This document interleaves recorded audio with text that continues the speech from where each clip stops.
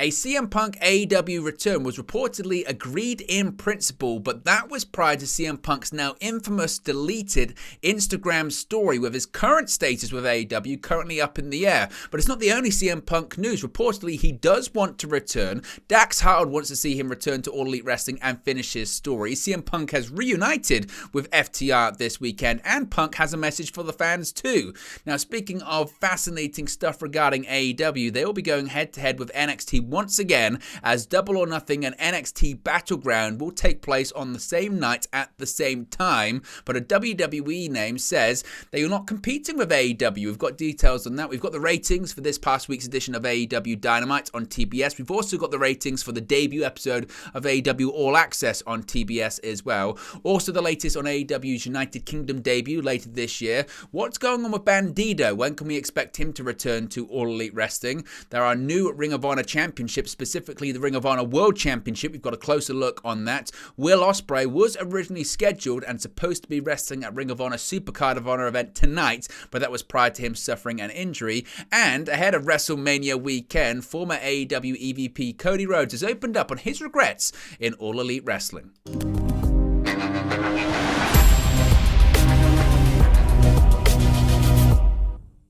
Hey guys, welcome back to Wrestling News 365. Hope everyone is doing very well. As always, there are plenty of news stories to get into in the world of All Elite Wrestling. And let's talk about CM Punk, because it's the biggest thing in AEW right now is, will he, won't he? Will CM Punk return? Won't he return? Who doesn't like CM Punk? Who wants him back? Who hasn't he got heat with, I suppose? Well, people in AEW were reportedly working on a reconciliation, easier for me to say, with CM Punk that Tony Khan had agreed to in principle, with Punk reportedly close to already recovered from the injury that he suffered at AEW All Out last year. Speculation about when and if he will return to AEW has started to pick up in recent weeks. This was then amplified by CM Punk taking to Instagram to post a story responding to reports about his AEW feud with Jon Moxley. If you're not familiar, it's on the screen, but I'll read it out once again. It said, quote, "Sigh, I wasn't cleared to come back to wrestle yet. Then plan was to wrestle at the pay-per-view. I sat and listened to Moxley's Rocky 3 idea. I explained how I'd never seen a Rocky movie and thought the idea sucked, but if the boss wanted to do it, whatever. He said he wouldn't lose to me. I'd never experienced someone refusing to lose to me. I just laughed. I asked Tony if this is what he wanted. He said yes. He's the boss, so I said okay, but I'd need to be cleared first. They kept saying it could just be a squash, so I didn't need to be cleared. I scoffed at that. My health is more important. Dave Meltzer is a liar, Jericho is a liar and a stooge. There were plans, but plans always change, but I'll never put a company above my health ever again." Now, some people reading into that last part where he says there were plans, but plans always change, is that referring to an AEW return, or is that referring to last year his plan was to return at All Out and wrestle at that event, but those plans changed? Certainly very interesting. Now, the post was almost immediately deleted, but of course it did not take long for screenshots to start circulating around the internet. In the post, Punk seems to make digs at Jon Moxley and Tony Khan regarding the booking of the feud and allegedly being asked to work whilst not cleared, and also takes digs at Chris Jericho and the Wrestling Observer newsletter's Dave Meltzer. This then led to a lot of online discourse. Jericho responded with the Matt Hardy delete gif. Moxley was asked about it by his wife Renee Paquette when he was on her podcast and seemed very over any sort of politics or drama at this point. Now, this reportedly has all come at a very unfortunate time, as the latest report in the Wrestling Observer newsletter states that sides in AEW were actually working on a reconciliation that was at least in principle agreed to, which again is pretty key because that's the most we've really ever heard that Punk, at least certain parties had agreed that Punk was going to be coming back to All Elite Wrestling. This is what Dave Meltzer had to say, quotes, "This came while sides were working on a reconciliation that was at least in principle agreed to, per the decision of Khan, who wanted him back. This would also seem to be behind the story that broke of an attempt to book the United Center for All Out this year rather than the Now Arena. Where things stand at this moment are unknown. There are a ton of complicated issues involved and differences of opinions on the subject."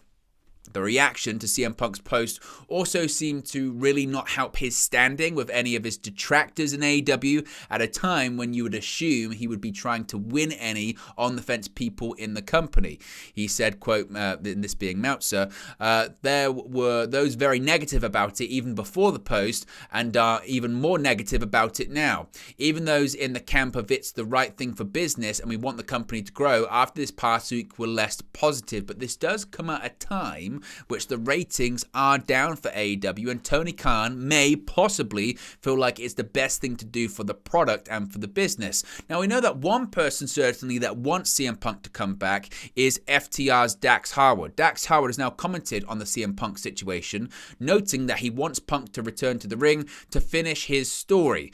Punk hasn't appeared for AEW since he was suspended following the backstage altercation that took place following his verbal tirade at the All Out Media Scrum last September. Following rumours about his departure and potential return, we all know what happened when it came to Instagram and all that kind of stuff, and then that led to new reports indicating that the majority of the locker room did not want CM Punk back. Speaking with Wrestling Inc., Dax Harwood stated he still believes that Punk could return in the future, noting, quote, well, I've always been a pretty optimistic person, even to the point where it's failed in my life and made me fail. I feel like, yes, there is. I feel like there could be a point that he comes back. I do also feel that he should come back and he has to finish his story. If he comes back, I want him to come back with a clear head and a clear mind because he deserves to have a finish to his career that he wants.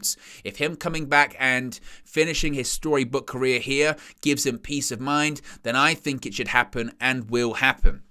Now, certainly, it mustn't be too surprising that Dax Harwood wants CM Punk back. He's very close friends with CM Punk. But what is quite interesting as well is that Dax Harwood's been recording podcasts. A lot of AEW stars are in Los Angeles ahead of WrestleMania weekend because there are conventions, etc. And CM Punk has actually shared a message to fans during a live edition of FTR with Dax Harwood podcast that took place in Los Angeles just last night. The WrestleCon convention played host to a live taping of Howard's podcast that also aired on Fight, and one of his special guests was his tag team partner in FTR, Cash Wheeler.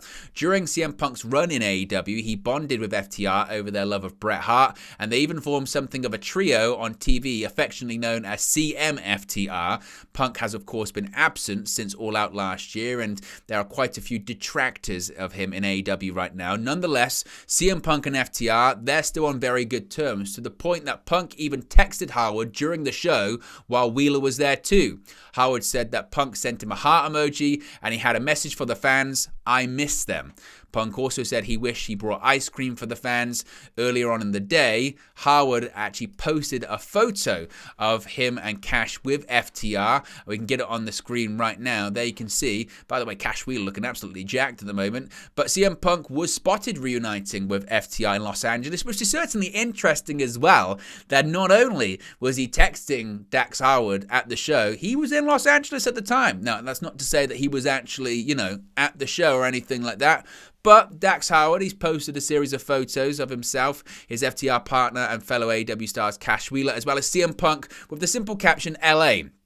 Intrigue continues to swirl around a discussion of whether or not CM Punk will be returning to AEW. Of course, we may know more about FTR's future very soon on this coming week's edition of AEW Dynamite. FTR will face the Guns for the AEW World Tag Team Championships. It's key for their future because, of course, if they're unsuccessful, they have pledged to leave AEW for good. So this coming Wednesday, they could either be AEW World Tag Team Champions or they could be gone.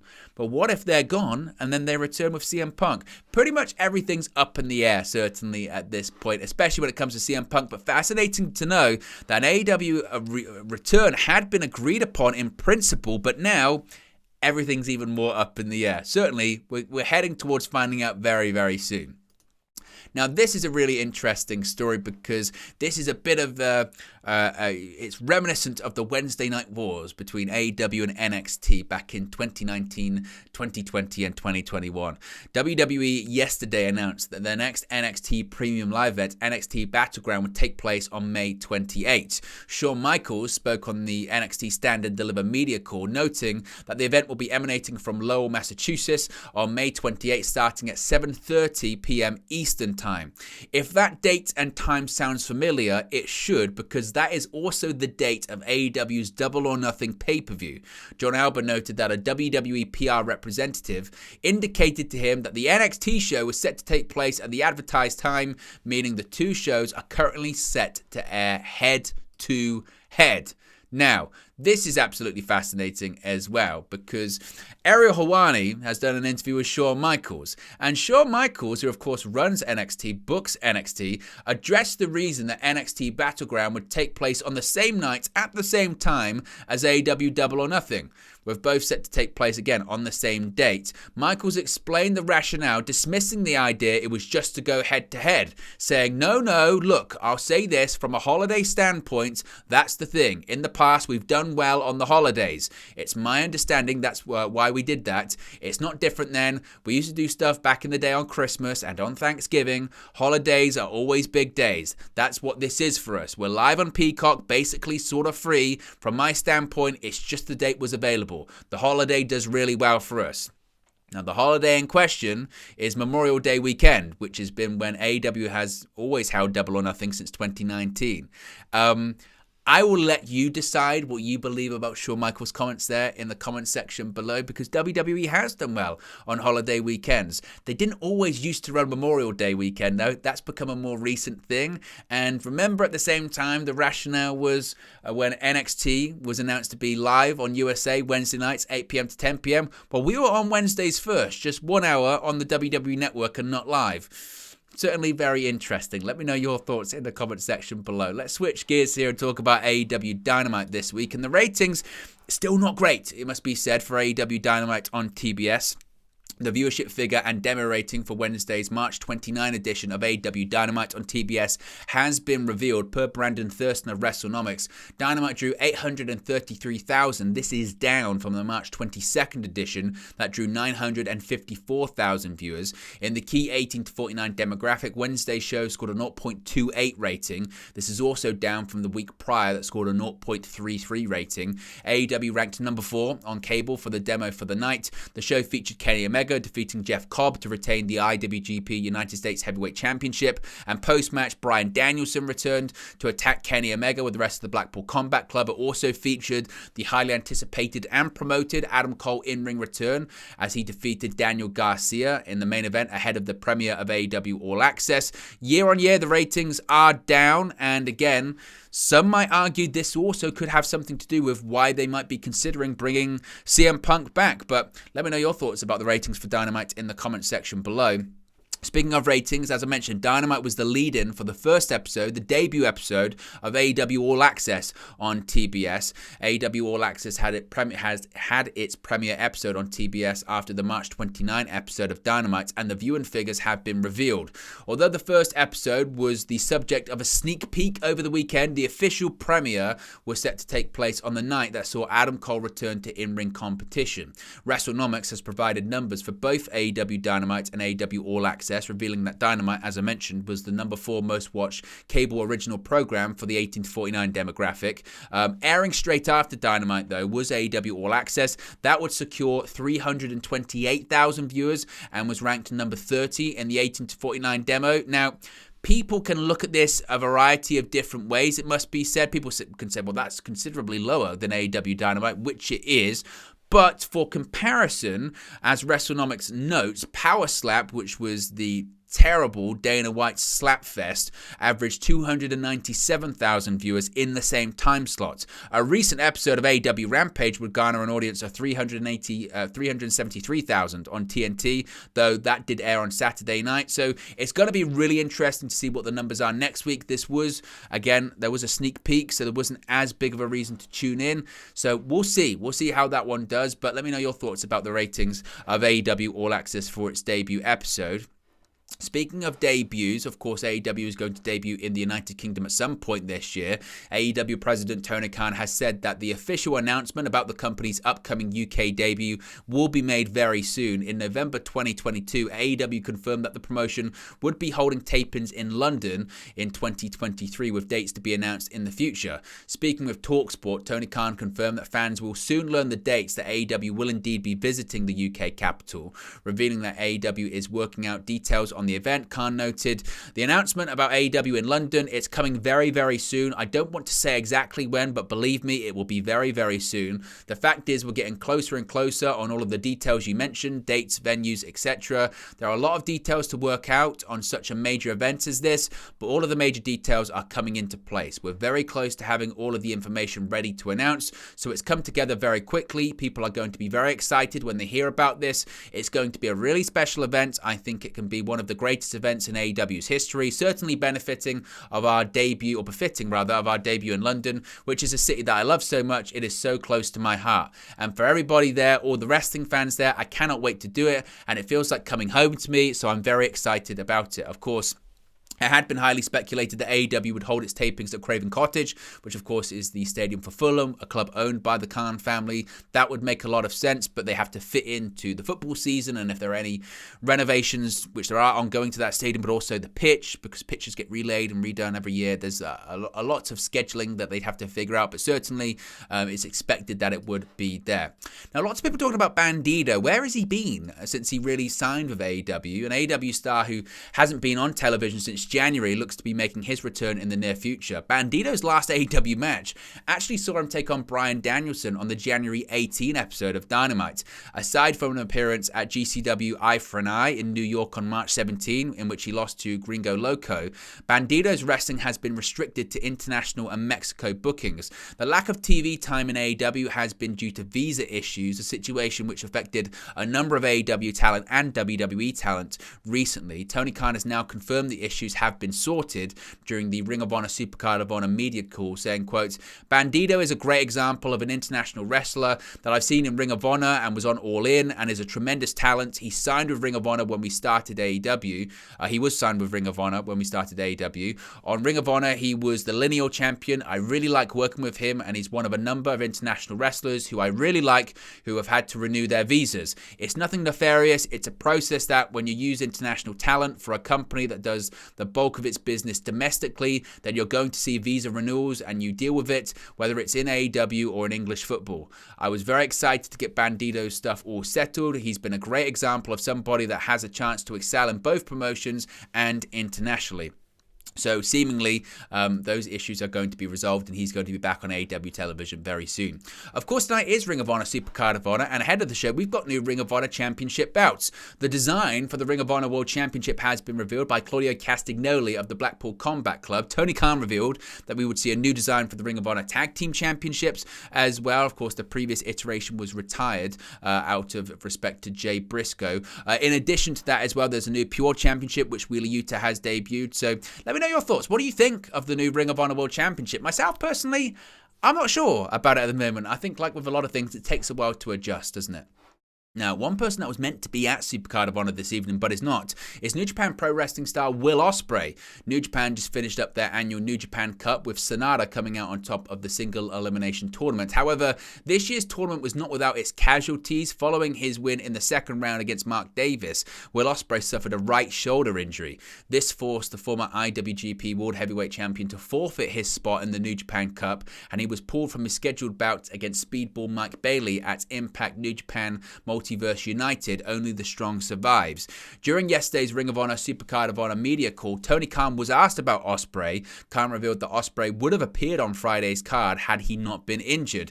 This makes sense with the relationship between AEW and New Japan, as well as other New Japan stars like Zack Sabre Jr. and Aussie Open already appearing on Ring of Honor television on Honor Club. On Wednesday night, Tony Khan announced that former IWGP Heavyweight Champion Hiroshi Tanahashi will appear on Supercard of Honor tonight in a bout against Daniel Garcia. So Osprey was meant to be on the show, but because of his injuries, he couldn't make it. Finally, Cody Rhodes, what a big weekend for the American Nightmare, main eventing WrestleMania Night 2.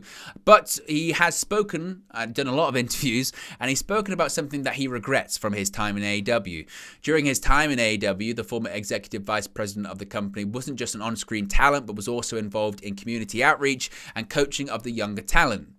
Reflecting on his role in the company, Cody Rhodes recently spoke to Bleacher Report, saying, quote, "I was letting some of them beat me long before they should ever beat me. I wanted them to succeed, and I still do, but it wasn't time for me to be a coach. It was time for me to be a player."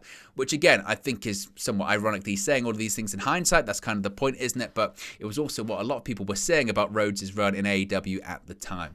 There you go, guys. So that's the latest AEW news for you. Be sure to smash a like on the like button. Be sure to subscribe bottom right-hand corner. Let me know your thoughts in the comment section below. Remember, you can join the WN365 roster by clicking that join button, and I'll speak to you again very, very soon. Hey guys, thank you for watching, listening, streaming, or however you come across this video today. Be sure to click on the video on the right there to watch our next video, or click the bottom there to subscribe, or the bottom right hand corner. Thank you very much, and I'll speak to you again very soon.